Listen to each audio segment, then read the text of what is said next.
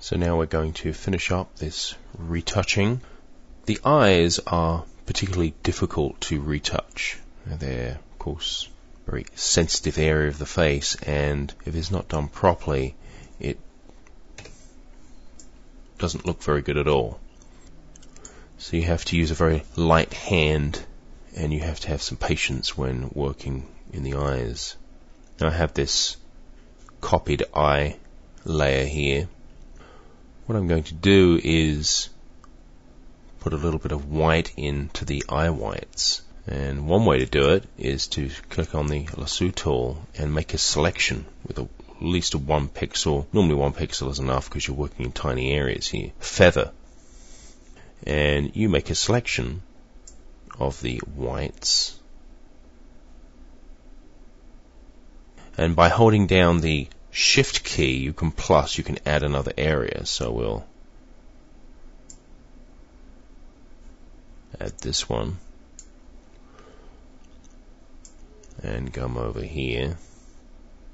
That one didn't work out quite the way I like it.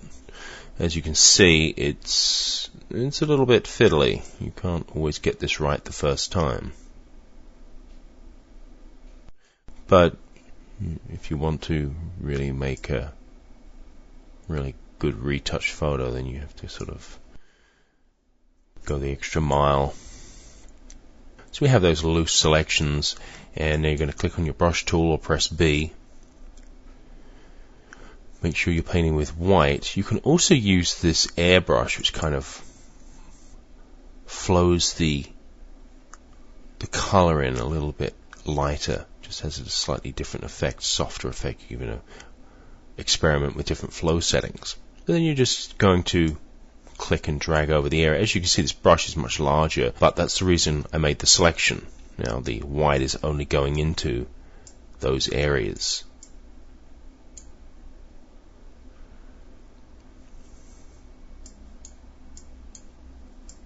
And always keep an eye on your history palette, keep that handy, because you may want to go back in time, click back on brush strokes, maybe you put in too much. Let's deselect here and zoom out.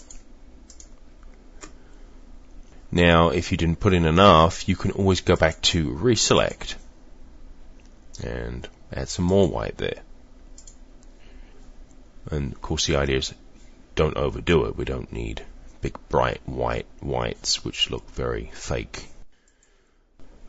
Now another trick you can use with the eyes is to select the inner eye with a quick mask selection, my favorite selection tool. Press on Q or toggle it on here. We're going to zoom in here. We need the opacity up to 100%, and then you're going to select this area. I'm actually going to make the brush a little bit harder than that. If you press Shift and the brackets key, you can do that. Because I just want that area, and I don't really want a lot more than that. I'd have to make this a little bit smaller.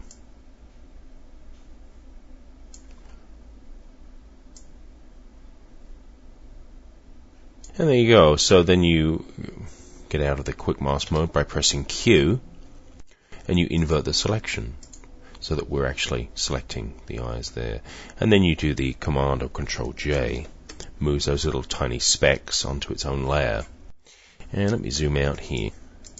Now the effect is far more impact to this when you are working on a full-size photograph. As you can see, it enhances the color of the eyes, kind of deepens it. You can also, of course, lessen the impact by maneuvering this slider here. And you can also use screen mode, which makes them look like a zombie here, but you can drop it back if you want to just lighten the eyes a little bit. I usually use the soft light at about 70 or 80%. Try 63 for a change.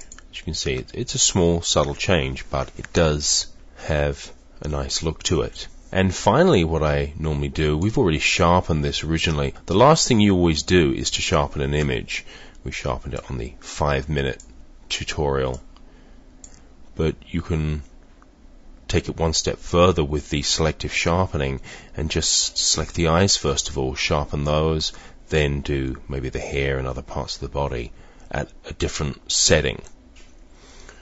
And I also blur the background as well. So that's how you can really make a very large difference to a photograph. You take about 20 to 30 minutes. Here's the original.